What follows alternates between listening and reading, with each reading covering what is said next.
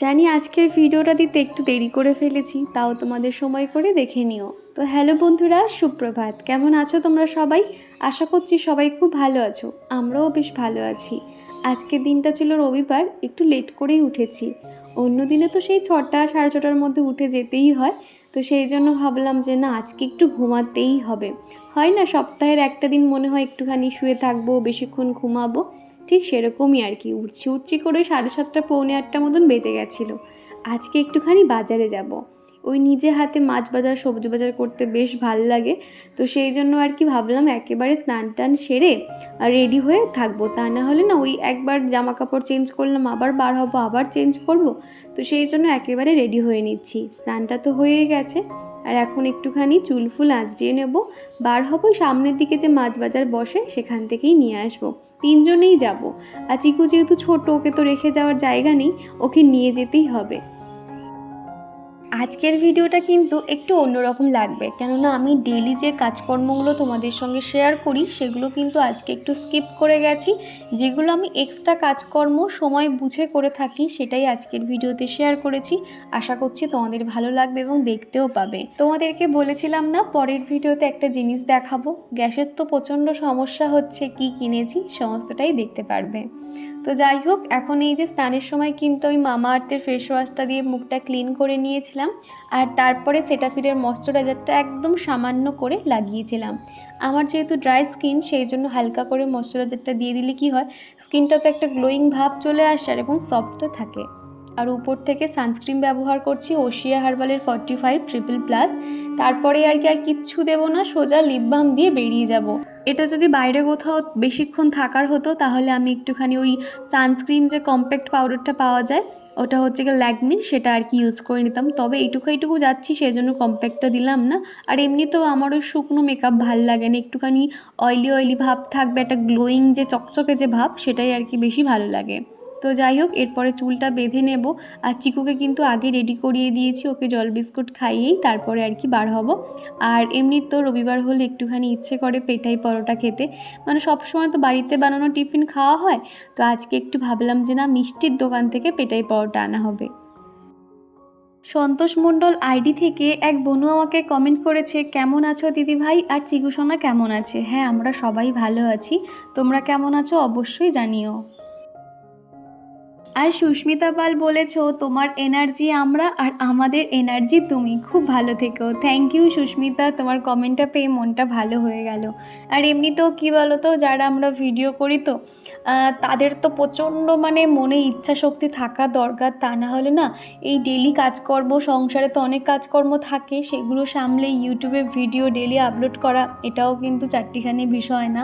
তার জন্য প্রচণ্ড আর কি একটা মনোবল দরকার, আর সেটা হলো তোমাদের এত সুন্দর সুন্দর কমেন্ট পাই, যার জন্য আমার ভীষণ ভালো লাগে। আর যেদিনকে ভিডিও না দিতে পারি তখন তো কমেন্টগুলো পাই না, তখন খুব মিস করি তোমাদেরকে। সেই জন্য দেরিতে হলেও আমি ভিডিওটা আপলোড করার চেষ্টা করি।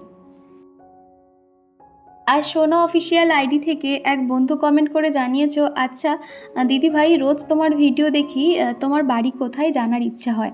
আমার বাড়ি হচ্ছে গিয়ে 3 জায়গায়, আমার বাড়ি তুমি কোথায় জানতে চাও? মোটামুটি দেখো, আমার বাপের বাড়ি হলো দক্ষিণ বারাসাত, আর আমার শ্বশুর বাড়ি কলকাতাতে, আর আমি বর্তমানে আছি হাওড়াতে, মানে প্রপার হাওড়া নয়, কয়েকটা স্টপেজ পরে আর কি। হাওড়া বললে কি হয়, তোমাদের যাতে একটু বুঝতে পারো সেই জন্য বলা। 3-4 দিন আগে শ্যাম্পু করেছিলাম, তবে চুলটা না কেমন জানি রাফ হয়ে আছে, মানে কোনো রকম জট নেই। আসলে শ্যাম্পু করার পর না অনেক পরিমাণে সিরাম দেওয়া হয়ে গেছিলো। তবে ওই সিরামটা এমনই একটা সিরাম, তো তোমার চুলগুলো না কোনো রকম সফট রাখে না, কেমন ড্রাই মতন হয়ে যায়, তবে কোনো রকম কিন্তু জট পড়ে না। তো সিরামটার হলো এরকম বেনিফিটস। তো ওই সিরামটা আমার মানে একদমই ভালো লাগে না, ভাবছি আমি এরপরে 2-1 দিন পরেই শ্যাম্পু করব। ভেবেছিলাম আজকে করব, তবে রবিবারের দিন না অনেক তাড়াহুড়ো থাকে, মোটামুটি বাসি কাজকর্ম সেরে তো বেরিয়ে যাচ্ছি, এসে না অনেক কাজই আছে। তোমাদেরকে বলছিলাম না ব্ল্যাঙ্কেটটা পরিষ্কার করা হচ্ছে না। আসলে অত ভারী যে ব্ল্যাঙ্কেটটা না চিকুর পাপার পক্ষেও সম্ভব নয়, আমার পক্ষেও তো কাচা সম্ভব নয়। আর আমরা না এতদিন পর্যন্ত কোনো রকম কভার ইউজ করিনি, যার জন্য উপরটা না কেমন ময়লা পড়ে গেছে। তো সেই জন্য ভাবছি ড্রাই ওয়াশের জন্য দোকানে দেবো, যত টাকা নেয় নিক, এরপর থেকে আর কি কভার লাগিয়ে নেব। হ্যালো বন্ধুরা, সুপ্রভাত। কেমন আছো তোমরা সবাই? আশা করছি সবাই খুব ভালো আছো। আমরাও ভীষণ ভালো আছি। তো সকাল সকাল আজকে স্নানটা করে নিয়েছি। ঘড়িতে এখন 8:30 পৌনে 9টা বেজে গেছে। তো ভাবলাম আগে স্নান ফান সেরে নিই, তারপর রান্নাঘরে যাব। টুকটাক কাজকর্ম আছে, ঘরেরও কাজ আছে। আগে স্নানটা করলাম এই কারণে, কেননা দুপুরে না রান্না বান্না করতে লেট হয়ে যায়। তো যার জন্য ভাবলাম সকালে স্নানটা করে নিই। আর সকালে না জলটা ঠান্ডা থাকে, আর বেলার দিকে করলে কি হয়, জলটা প্রচণ্ড গরম হয়ে যায়। তো যাই হোক, চলো তোমরা ভিডিওটা দেখতে থাকো। ছাড়ো দেখাই। এই যে বন্দুকটা নিয়ে এখন খেলা চলছে। এখানে একটা ছোট বল থাকে, এটার মধ্যে বোতলের ঢাকনা ঢুকিয়ে বলছে মাকে মারবে। ওর বদমাইশির শেষ নেই। তোমরা ওকে অনেকে ভালোবাসো, দেখতে চাও, সেজন্য ছোট ছোট দুষ্টুমিগুলো তোমাদের সঙ্গে শেয়ার করি। পূজা মণ্ডল আমাকে বললে যে দিদিভাই কই পেলাম না তো, তুমি বললে কমিউনিটিতে শ্যাম্পুটার ফটো দেবে। আমি দেব বলিনি, আমি বলেছিলাম যে অলরেডি দেওয়া রয়েছে। কেননা এই শ্যাম্পুটার কথা তোমরা এত পরিমাণে জিজ্ঞাসা করো, অনেকেই কিন্তু ব্যবহার করে উপকৃত হয়েছে বলে সম্ভবত 1 মাস আগে আমি কিন্তু কমিউনিটিতে ছবি সমেত দিয়েছিলাম। তুমি কমিউনিটি পোস্ট একটু স্ক্রলিং করে দেখো, নিচের দিকে কিন্তু আছে। এছাড়া আমি সময় পেলে অবশ্য আরও একটা পিক তুলে আমি এখানটাতে দিয়ে দেবো। আসলে কি জানো তো, এগুলো করতেও তো একটু সময় লেগে যায়। তো সেই জন্য বলে একটু কষ্ট করে অন্তত খুঁজে নাও, না পেলে আমাকে বলো, তাহলে আমি ফটো তুলে আরও একবার নয় কমিউনিটি পোস্টে দিয়ে দেবো। আর এদিকে এখন বেডশিটটাকে চেঞ্জ করে নিচ্ছি। আগের যে সাদা কালারের বেডশিটটা প্রায় 1 সপ্তাহ মতন হয়ে গেল, তো ভাবলাম আজকেই পরিষ্কার করে নিই। আর এই যে বেডশিটের প্রিন্টটা দেখতে পাচ্ছ, এটা খুব সুন্দর আর কি। তবে এই বেডশিটটা খুব একটা বড় নয়, ছোট মতো, প্রায় সেম হয়, যার জন্য খুব একটা যে গুজে ভিতরের দিকে দেওয়ার কোনো ব্যাপার থাকে না, সেই জন্য বেশ তাড়াতাড়ি হয়ে গেল। তো এর সেটা কোনো রকম কিন্তু পিলো কভার ছিল না, আমি নর্মাল আলাদা করি আর কি, সবুজ সবুজ প্রিন্টের কিনেছিলাম, সেই দুটো এখন লাগিয়ে নেব। বিছানা পরিষ্কার করতে আমার অনেকটাই সময় লাগে, নিচে যেহেতু একটা কাঁথা থাকে, তারপর সেই জাজিম থাকে, যার জন্য না একটুখানি সময় দিয়ে করতে হয়। তো যাই হোক, তাও আমি টান করে বিছানার বেডশিটটা পেতে নিয়েছি। আর আমি সামনের দিকে না খুব একটা কিন্তু বেডশিট ঝুলিয়ে রাখি না। ওই বাচ্চারা দেখবে বারবার ওঠানামা করলে বেডশিট কিন্তু সামনের দিকে ঝুলে আসে। তবে যদি তুমি বেডশিটের ধারে আর কি যদি একটু 4টে করে গিট দিয়ে দিতে পারো না, দেখবে তোমার বেডশিট একদম টান থাকবে, আর সামনের দিকে কিন্তু একটুও ঝুলে আসবে না। রূপা লিখেছো খুব সুন্দর দিদিভাই, খুব ভালো লাগলো ভিডিওটা। থ্যাংক ইউ রূপা, এইভাবেই পাশে থেকো। আর রেহেনা দিদিভাই বলেছো আপু তোমার ভিডিওটা লাইক দিয়ে দেখে নিলাম, খুব সুন্দর হয়েছে। থ্যাংক ইউ আপু, এইভাবেই পাশে থেকো। আর বিনতা বলেছো অনেক দিন পর তোমার ভিডিও দেখলাম, খুব সুন্দর হয়েছে পুরো ব্লগটাই দিদিভাই। তো থ্যাংক ইউ বিনতা, অনেক দিন পর তোমার কমেন্ট পেয়েও আমারও ভীষণ ভালো লাগছে, এইভাবেই পাশে থেকো। এদিকে লাবণী কমেন্ট করে জানিয়েছো খুব সুন্দর হয়েছে গো আজকের ভিডিওটা। সত্যি গো, তুমি আমার অভ্যাস হয়ে গেছো। এই কদিন একটু বিজি ছিলাম, তাই আগের দুটো ভিডিও একসঙ্গে দেখছি। যতই বিজি থাকি তোমার ভিডিও না দেখলে আমার একদম ভালো লাগে না। খুব ইচ্ছে তোমার সাথে দেখা করার। নিশ্চয়ই হবে লাবণী, একদিন চলে এসো সাঁকরাইলে, অবশ্যই দেখা হয়ে যাবে। আর আমার তো ছোট বাচ্চা, আমি তো নিয়ে তো যেতেও পারবো না। সাঁকরাইলে এসে আমাকে জানাবে, আমি অবশ্যই তোমার সঙ্গে গিয়ে দেখা করে আসবো। তো এদিকে বিছানাটা পরিষ্কার করে গুছিয়ে নিয়েছি। আর আমার যে এরকম মাল্টি কালার যে পিলোগুলো আছে, তো আমি আমার বেডশিটের কালার অনুযায়ী ম্যাচিং করে দিয়ে দিই, বেশ কিন্তু দেখতে ভালো লাগে। তারপর এদিকে এই যে টেবিলটা দেখতে পাচ্ছ, সন্ধ্যের পর থেকে না যে যেরকম পারে জিনিসপত্র এর উপরে রেখে দেয়, একটু অগোছালো হয়ে যায়। আর আমরা যখন রাতে খেতে বসি তখন চিকু এই ছোটো পাখাটা নিয়ে ভাত ঠান্ডা করে, তো সেই জন্য পাখাটাও ওখানে ছিল। তো সেটাই এখন সরিয়ে রাখবো, যেটা যেখানে থাকে গুছিয়ে রাখবো। আমার না সবসময় মনে হয় যে অন্য দিকগুলো একটু অগোছালো হয়ে গেলেও ঠিক আছে, কিন্তু আমার মাস্টার বেডরুম যেন সবসময় নিট অ্যান্ড ক্লিন থাকে, অন্তত বাইরে থেকে কোনো মানুষ এলে যাতে তাকে আমি একটু বসতে দিতে পারি। তারপর চলে গেছিলাম সবজি আনতে, আর এখান থেকে মাছ, চিংড়ি মাছ নেওয়া হয়েছিল। গুড মর্নিং মিমিরা। Good morning. আর হ্যাপি সানডে করে দে। Happy Sunday. কি খাচ্ছে তুমি এটা? আমি চচ্চড়ি। কি চচ্চড়ি খাচ্ছি? চচ্চড়ি? চচ্চড়ি নয়, বলো পরোটা। পরোটা খাচ্ছি। আর কি সাথে? ঘুগনি। ঘুগনি। তো এদিকে এখন ফ্রিজটাকেও পরিষ্কার করে নেব। কয়েকদিন হলো ভাবছি ফ্রিজটা পরিষ্কার করব। এরপর থেকে যখন অতিরিক্ত গরম পড়ে যাবে তখন দেখবে ফ্রিজে এটা সেটা হাবিজাবি তো রাখতেই হবে, তখন কিন্তু ফ্রিজ পরিষ্কার করতে গেলে অনেকটা ঝক্কি হবে। তো ভাবলাম আজকে যখন ফ্রিজটা মোটামুটি পরিষ্কার আছে, শুধুমাত্র মাছ রয়েছে ডিপ ফ্রিজে, বাদবাকি সব ফাঁকাই রয়েছে, তো ভাবলাম একদম ডিপ ক্লিন করে নিই। কেননা এর আগের দিনকে ওই কোল্ড ড্রিঙ্কস আনা হয়েছিল, সেই কোল্ড ড্রিঙ্কস পরে না এই জায়গাটাতে আর কি শুকিয়ে স্পট পড়ে গেছে। আর এই যে সবজির ট্রে দেখতে পাচ্ছ যেখানে রাখা হয়, ওখানে এই যে পোকাগুলো কি করে যে ঢোকে বিশ্বাস করো আমি বুঝতে পারি না। তোমাদের কারোর সঙ্গে হয়ে থাকলে আমাকে জানাবে তো। এই ছোট ছোট পোকাগুলো না যখন ফ্রিজ বন্ধ করে দিই তারপর দেখি যে সেগুলো মোড়ে ভর্তি হয়ে থাকে। ওরা যে কি করে ঢোকে নাকি অটোমেটিক যখন রান্না করি সবজির মধ্যে ঢুকে থাকে সেটাই বুঝতে পারি না। তো যাই হোক, আমি এখন একটা স্কচ ব্রাইট দিয়ে ভালো করে পোকাগুলোকে ঝেড়ে নিয়েছি। তারপর ওই যে নিম অয়েল দিয়ে আর এখানে বাড়িতে যে লিকুইডটা বানিয়েছিলাম সেই লিকুইডটা স্প্রে করে করে আর সামান্য ভিম জেল দিয়ে ভালো করে স্কচ ব্রাইট দিয়ে ঘষে নিয়ে একটা ভেজা কাপড় দিয়ে মুছে নেব, তাহলে একদম পরিষ্কার হয়ে যাবে। আমার ফ্রিজ কিন্তু খুব একটা নোংরা হয় না, যেহেতু উপরে আমি ম্যাটগুলো পেতে রাখি তো যার জন্য পরিষ্কারই থাকে। তো ম্যাটগুলোতে আগের ওই যে তরমুজ আনা হয়েছিল, সেই আর কি তরমুজের জল পড়ে লাল লাল হয়ে গেছিলো। তো ট্রেগুলোকেও এখন জলে ভিজিয়ে দিয়ে আসছি, আর এদিকে যে ম্যাটগুলো আছে সেগুলোও ভিজিয়ে দিয়েছি। মাঝে মধ্যে এই ফ্রিজ পরিষ্কারের কাজ কিন্তু চিকুর পাপা করে দেয়, তখন আমার অনেকটা সুবিধা হয়। তবে ওই যে আজকে মনে হলো যে না, সব সময় বলা ঠিক না, আজকে আমার হাতে সময় আছে, আমিই করে নেব। সামান্য নিচেগুলো একটুখানি বেশি ময়লা হয়, সবজি ট্রে জায়গাটা বেশি নোংরা হয়, বাদবাকিটা তো ম্যাট পাতা থাকে, খুব একটা কিন্তু নোংরাও হয় না। আর এদিকে কয়েকটা জিনিস দেখতে পাচ্ছ, নেল পলিশ। নেল পলিশ তো আমার ভীষণ পছন্দের, ওখানে যে কটা কালার রয়েছে। ফ্রিজে রাখার পর থেকে দেখেছি একটা নেল পলিশও আমার শোকায় না। তোমরা এই টিপসটা অনেকেই জেনে থাকবে, আর যারা জানো না নেল পলিশ অবশ্যই ফ্রিজে রাখবে, এমনকি লিপস্টিকও রাখবে। আমি না এই যে গরমের সময় লিপস্টিকগুলো আর কি ফ্রিজে রেখে দিই, ঠান্ডা ঠান্ডা লিপস্টিক পরতে বেশ ভালো লাগে কোথাও যাওয়ার সময়। তো যাই হোক, খুব ভালো করে মুছে নিয়েছি, কন্টেনারগুলোও মুছে নিয়েছি। তো এরপরে আর কি ফ্রিজটা বন্ধ করে রেখে দেবো, যখন কাজগুলো শোকাবে তখন জায়গায় সেটিং করে দেবো। মাঝে মধ্যে দেখবে আমরা যখনই ফ্রিজ বন্ধ করতে যাই, ফ্রিজের এই যে রাবারটা না যখন লুজ হয়ে যায় তখন কিন্তু খুব ভালো করে বন্ধ হয় না, একটুখানি খোলা থাকলেই ভিতরে হাওয়া ঢুকে যায় আর জল টোপে টোপে পড়তে থাকে। সেই জন্য যখনই দেখবে এই রাবারগুলো আলগা হয়ে গেছে না, রাবারগুলোকে খুলে নেবে, খুলে পরিষ্কার করে আবার লাগিয়ে নেবে, তাহলে দেখবে একদমই কিন্তু কোনো রকম নোংরা থাকবে না, প্রত্যেকটাই পরিষ্কার থাকবে। বেশ কিছুদিন আগে সিথি আমাকে জিজ্ঞাসা করেছিলে যে দিদিভাই আমার মোটামুটি হাতে বা পায়ে এরকম সমস্ত জায়গায় মোটামুটি পরিষ্কার আছে, তবে ঘাড়ের পাশে কেন জানি না কেমন যেন কালো স্পট পড়ে যাচ্ছে। দেখো এই জিনিসটা কিন্তু তোমাকে বুঝতে হবে যে ওটা ময়লার মতন জমে হচ্ছে নাকি অটোমেটিক একটা কালো স্পট পড়ছে।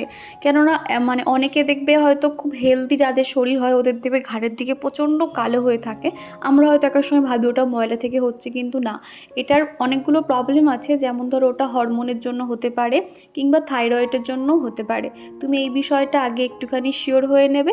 আর যদি তোমার মনে হয় যে হ্যাঁ এটা ময়লা মতন হচ্ছে, তাহলে তুমি এখানে একটা রেমেডি ইউজ করতে পারো, যেটা আমি করতাম।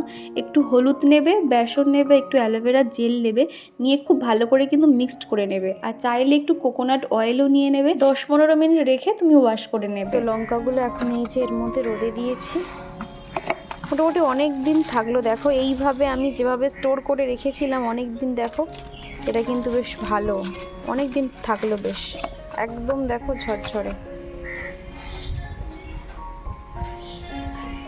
যাই হোক, এদিকে কিন্তু ওই ট্রেগুলো এবং যে ম্যাটগুলোকে আমি প্রত্যেকটা পরিষ্কার করে জানালাতে মেলে দিয়েছি, তাহলে ওখানে শুকিয়ে যাবে, পরে আবার সেটিং করে নেব। আর তারপরে কিন্তু দুপুরে রান্না বান্না বসিয়ে দিয়েছি। রবিবার হলেই তো আমাদের বাড়িতে চিকেন হয়, তোমরা জানোই, আর সাথে মাছের ঝোল ঝাল কিছু একটা করে নিই। তবে এবারে আর সেরকম কিছুই করব না, প্লেন আর কি ভাত আর মাংসই হবে। তো এদিকে আমি মশলা কষানো হয়ে গেছে, উপর থেকে বেসিক যে মশলাগুলো আর কি হলুদ, লঙ্কা, জিরে, ধনে এগুলো আর কি দিয়ে দেবো। তবে আজকের এই অস্ট্রেলিয়ান চিকেনটা ভাবছি একটু অন্যরকম করে বানাবো। তো সেই জন্য না আমি ফার্স্টে কয়েকটা গোটা মশলা একটুখানি ড্রাই রোস্ট করে নিয়েছি, নিয়ে না হামানদিস্তাতে পেস্ট করে নিয়েছি। যেমন ধরো গোটা জিরে, ধনে, শুকনো লঙ্কা, তেজপাতা ভালো করে একটুখানি উল্টে পাল্টে নিয়ে আর কি পেস্ট করে নিয়েছি। এদিকে মশলা কষানো হয়ে গেছে, ধোয়া চিকেনটাকে এর মধ্যে এবার দিয়ে দেবো। আগে কি হতো, আমি চিকেন ম্যারিনেট করে দিতাম, এরকম ডাইরেক্ট দিতাম না। তবে দেখলাম যে না, এরকম ডাইরেক্ট দিলে না টেস্টটা একটু অন্যরকম হয়, তো সেই জন্য এইভাবেই আর কি দিচ্ছি। চিকেন তুমি যেভাবে রান্না করবে ঠিক সেই রকমভাবেই টেস্ট হয়, দেখবে যে একই রকম কিন্তু লাগে না, একটু তফাৎ থাকে, মানে তুমি কিভাবে বানাচ্ছ সেটার উপরে আর কি। 2-3 সপ্তাহ আগে চিকুর জন্য অনলাইন থেকে 4-5টা মতন বই অর্ডার করেছিলাম, সাথে একটা ম্যাজিক পেন, একটা নয় একটা পেন ছিল, তার সঙ্গে 10টা রিফিল ছিল। ম্যাজিক পেন বলতে পারো, তুমি লেখার সাথে সাথে না লেখাটাও মানে উধাও হয়ে যাবে, এরকম একটা ব্যাপার, মানে মুছে যায় আর কি। তো সেই বইটা ভীষণ হেল্পফুল, ওখানে অনেক কিছুই আছে, তোমরা অনেকে হয়তো বইটা দেখেওছিলে। সুরভি ওই বইগুলো লিঙ্ক চেয়েছো, তো ওটা তো আমার ফোন থেকে আমি অর্ডার করিনি, চিকুর পাপাই অর্ডার করেছিল, তো আমি ওর কাছ থেকে নিয়ে লিঙ্কটা তোমাকে শেয়ার করে দেবো। আর এদিকে দেখতে পাচ্ছ এই ভাজা মশলাটা আগে থেকে রেডি করে নিয়েছিলাম, ওপর থেকে দিয়ে দিলাম, ফুটে উঠলে শুধু গরম মশলা সামান্য ঘি দিয়ে দেবো, তাহলে একদম তৈরি হয়ে যাবে। দেখতে পাচ্ছ আমাদের নতুন একটা ইন্ডাকশন নেওয়া হয়েছে, যেহেতু এখন গ্যাসের যা সমস্যা, আর আমাদের যেহেতু একটাই সিলিন্ডার আর ছোট একটা মিনি সিলিন্ডার রয়েছে, তো মিনি সিলিন্ডারটা কিন্তু খুব একটা মানে গ্যাস থাকে না, মাঝে মধ্যে হয়তো গ্যাস বেরিয়ে যায়, একটু প্রবলেম আছে, খুব একটা ভালো না, যার জন্য আর কি একটা সিলিন্ডারের উপরে নির্ভর করলে তো হবে না। এখন শুনছি যে 2-3 মাস এরকম কিনা মানে গ্যাসের সমস্যা হবে, তো সেই জন্য এই ইন্ডাকশানটা নেওয়া হচ্ছে। তো চলো তোমাদেরকে খুলে দেখাই, এটা ভীষণ সুন্দর, আমার তো খুব পছন্দ হয়েছে। মাঝে আমাদের একটা মানে 2 বছর আগে একটা ইন্ডাকশান ছিল, তবে সেটা না মানে খারাপ হয়ে গেছিলো, মানে বারবার খারাপ হচ্ছিলো বলে ওটা আর ইউজ করা হয় না, ওটা বাদই দিয়ে দিয়েছি। তারপর ভাবলাম যে চলো একটা নিয়ে নিই, এটা তো ভীষণ কাজের জিনিস, তো চলো তোমাদেরকে এটা খুলে দেখাই।